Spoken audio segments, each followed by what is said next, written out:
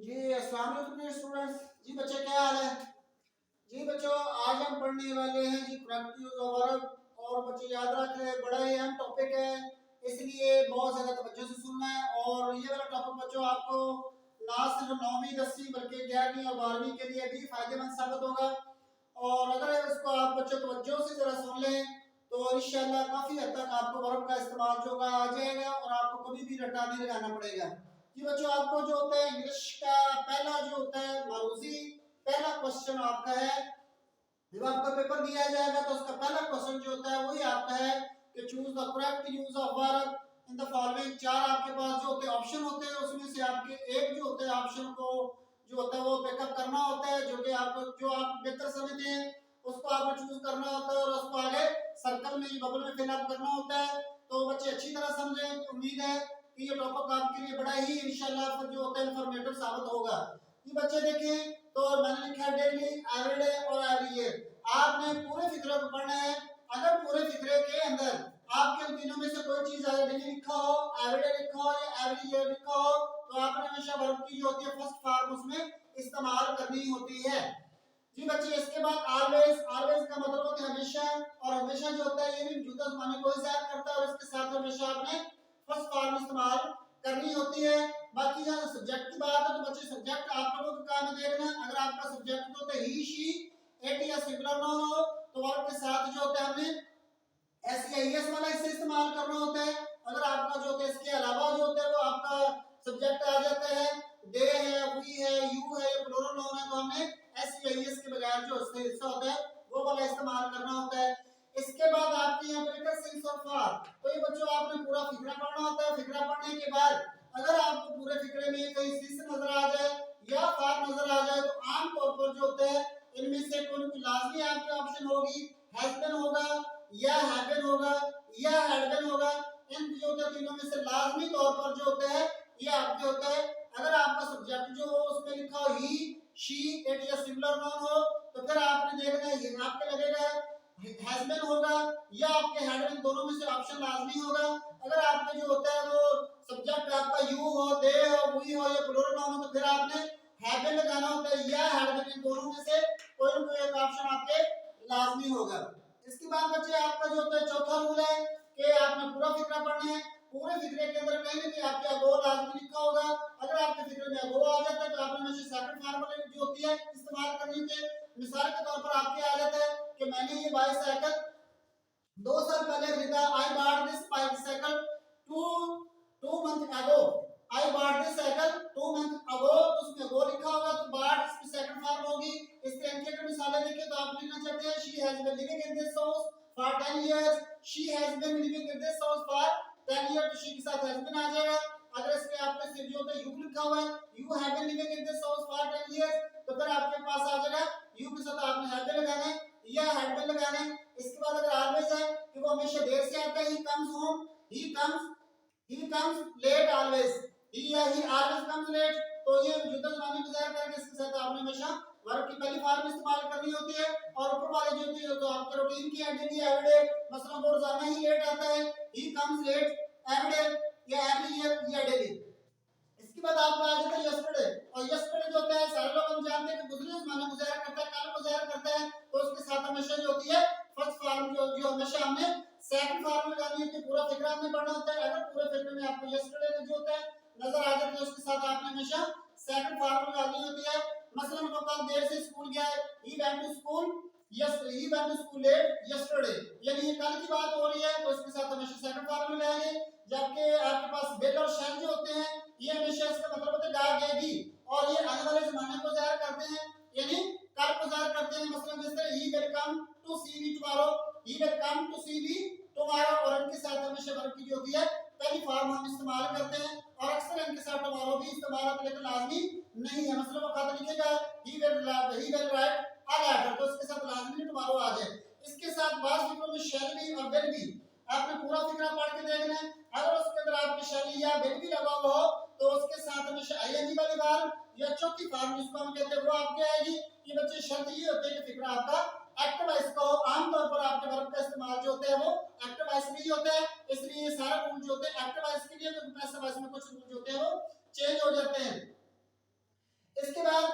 Routine के काम जो होते हैं उसमें भी हम इस्तेमाल जो होते हैं हमेशा वर्ब की पहली फॉर्म इस्तेमाल करते हैं। वो हमेशा जो होता है देर से उठता है, वो हमेशा जो होता है वो देर से स्कूल जाता है, वो 10 बजे सोता है, वो 9 बजे सोता है। ठीक है जी। He goes to sleep at 10, he goes to school जो होता है he goes to school late daily. तो ये रूटीन को ज़ाहिर करते हैं। जो रूटीन वाली चीजों के साथ हमेशा जो होता है हम first form of the verb जो होता है वो इस्तेमाल करते हैं। इसके बाद बच्चे का लफ्ज आपका आता है प्रीवियस, और प्रीवियस का मतलब होता है गुजरा हुआ, साबका। तो साबका जो होता है वो गुजरे जमाने में ज़ाहिर करते हैं। इसके साथ हमेशा second form of the verb ही इस्तेमाल होती है। तो हमने पहचान जो होती है इसके लिए पूरा फिक्रा पहले पढ़ना होता है। पढ़ने के बाद जिस फिक्रे में आपको प्रीवियस नजर आ जाए तब आपने इस्तेमाल करना है। कुछ फिक्रों में जो होती है ये पहचान नहीं भी होती। इसके बाद टुमारो है, और टुमारो का मतलब होता है आने वाला कल, और आने वाले कल के साथ हमेशा जो होता है शैल और विल ही इस्तेमाल होता है। और शैल और विल के साथ जो होती है हमेशा वर्ब की पहली फॉर्म इस्तेमाल होती है। मतलब he will go to school tomorrow. ठीक है जी। ये वाला प्रीवियस आप करते हैं, पिछले साल मुझसे मिला, he went to previous year आप कर सकते हैं। इसके बाद is am are, is am are के और उसके साथ आपका वाज और वर्ब भी आता है। इज एम आर वाज और वर्ब, क्योंकि इसके लिए बच्चे शर्त फिर वही होती है। आपका जो होता है फिक्रा एक्टिव वॉइस का हो तो ये वाज और वर्ब उनके लिए जो होता है फिर ये सूरत में हम इस्तेमाल करते हैं। अगर आपका फिक्रा पैसिव वॉइस में आ जाए तो यहाँ पर रूल चेंज हो जाता है। और आपके जो होते हैं आपको 9th और 10th क्लास में जो होते हैं पैसिव वॉइस के फिक्रे नहीं है, एक्टिव वॉइस के फिक्रे है। इज एम आर वाज या वर अगर आपको मिल जाता है तो उनके साथ जो होते हैं आपने आईएनजी विल फॉर्म या हमेशा चौथी फॉर्म ही इस्तेमाल जो होती है वो करनी होती है। इसके बाद बच्चे आपका जो तो रोल नंबर 12 है 12 है। ये आपके कई फिक्रे जो तो बहुत कम मतलब ऐसे फिक्रे हैं जिसमें आपके बाय जून बाय अप्रैल जो होते हैं इसके साथ ये लफ्ज लिखा है। इसका मतलब होता है आने वाले अगले साल तक। ऐसे हम जो होते हैं जून तक, इसके लिखे अप्रैल तक, यानी अप्रैल तक हम ये काम कर चुके होंगे। इस तरह जून तक हम खाना खा चुके होंगे या अगली क्लास में प्रमोट हो चुके होंगे। तो उनके साथ ये हो जाएगा विल है प्लस आपकी जो होती है हमेशा third form of the verb इस्तेमाल होती है। यानी बाय जून लिखा हो, बाय अप्रैल लिखा हो, बाय के साथ कुछ और भी आ सकता है तो लिखा हो तो इसके साथ हमेशा आएगा आपका विल है, और विल है के साथ plus third form of the verb आएगी। इसके बाद रोल नंबर आपका जी 13 हैज हैव हैड, और इनके साथ हमेशा वर्ब की तीसरी फॉर्म ही इस्तेमाल होती है। जी बच्चे इसके बाद आपका रोल नंबर आ जाता है 14 जो कि बड़ा एम है। अक्सर जो होते हैं फिक्रे आपके ये वाले फिक्रे जो होते हैं ये सिर्फ जो होते हैं आपका सिंगल फिक्रा होता है, यानी सादा फिक्रा होता है। जबकि ये वाले फिक्रे जो 14 नंबर रूल की मैं बात कर रहा हूँ इसमें एक फिक्रे के दो हिस्से होते हैं और दो हिस्सों के दरमियान जो होता है कंजक्शन लगाया जाता है। वो आपके हो सकता है व्हेन भी हो सकता है और आपका बिफोर या आफ्टर। इनकी हम बात कर रहे हैं सिर्फ तीनों की। जब इनको जो होता है व्हेन से जोड़ दिया गया फिक्रे के दो हिस्सों को, या बिफोर या आफ्टर से जोड़ दिया गया तो उस सूरत में जो होता है फिक्रे के दो हिस्से बन जाते हैं। अगर फिक्रे के दो हिस्से हो तो उस सूरत में ये वाले रूल जो होते हैं बच्चे आपने अप्लाई करने हैं कि अगर एक हिस्से में विल या शैल लिखा हुआ हो तो दूसरा हिस्सा जो उन्होंने छोड़ा हुआ है वह वर्ब की आपकी पहली फॉर्म आएगी। ये लाजमी नहीं है कि आपके पहला हिस्सा खाली छोड़ा गया या दूसरा हिस्सा खाली छोड़ा गया, यानी एक हिस्से की बात हो रही है। जो फिक्रा आपके इस एक हिस्से में पहला फिक्रे का पहला हिस्सा भी हो सकता है और ये फिक्रे का आखिरी हिस्सा भी हो सकता है। इसमें वैल्यू शैल अगर लिखा हुआ तो दूसरे हिस्से में आप first form of the verb जो है इस्तेमाल कर दे, या इसका उलट भी होता मुमकिन हो सकता है कि अगर पहले हिस्से में आपके लिखा वर्ब की पहली फॉर्म इस्तेमाल की गई है तो जो हिस्सा आपके पास बच गया है उसमें वैल्यू शैल आपने इस्तेमाल करना है। अगर आपका सब्जेक्ट जो होता है आई या हुई हो तो उसके साथ आपने शैल लगाना है, और अगर आपका सब्जेक्ट जो हो ही शी इट या सिंगुलर नाउन तो उसके साथ आपने विल इस्तेमाल करना होता है। इसी तरह आपके जो 14 का दूसरा पार्ट जो होता है कि अगर एक हिस्से में आपके second form of the verb आ जाए, यानी अगर फिक्रा आपके है उसमें जो कि सेकंड फॉर्म ऑफ वर्ब इस्तेमाल की गई है और फिक्रे के दरमियान में आपको जो होता है व्हेन लगा हो, यानी फिक्रे के दो हिस्सों को व्हेन के जरिए जोड़ा गया है तो जो हिस्सा आपके पास बच गया उसके साथ वाज आईएनजी आएगा या वार आईएनजी आएगा, क्योंकि वाज और वार के साथ आईएनजी वाली फॉर्म हो जाते हैं। इन वर्ब की चौथी फॉर्म हम इस्तेमाल करते हैं। मतलब ये कि ये इसका उलट भी पॉसिबल है। बात फिक्रे इस तरह दे देते हैं कि पहले हिस्से में आपके वाज या वार आईएनजी लगा होता है तो जो हिस्सा अगर बच जाए तो उसमें आपने जो होती है second form of the verb इस्तेमाल कर देनी है। इसके लिए शर्त ये होती है कि आपने सिर्फ ये देखना होता है कि फिक्रे के दरमियान में कौन सा लफ्ज इस्तेमाल किया गया। अगर व्हेन हो तो उसके लिए जो तो ये शर्त आपने इस्तेमाल करनी है। बिफोर आफ्टर का रूल कुछ और है, यानी अगर एक हिस्से में आपके आ जाती है सेकंड फॉर्म तो दूसरा और दरमियान में आपके व्हेन लगा हुआ है तो दूसरा हिस्सा हिस्सा जो छोड़ा हुआ है आपके जो पूछा गया है उसमें वाज आईएनजी वाला हिस्सा आपने लगा देना है, या वाला आईएनजी वाला हिस्सा आपके आ जाएगा।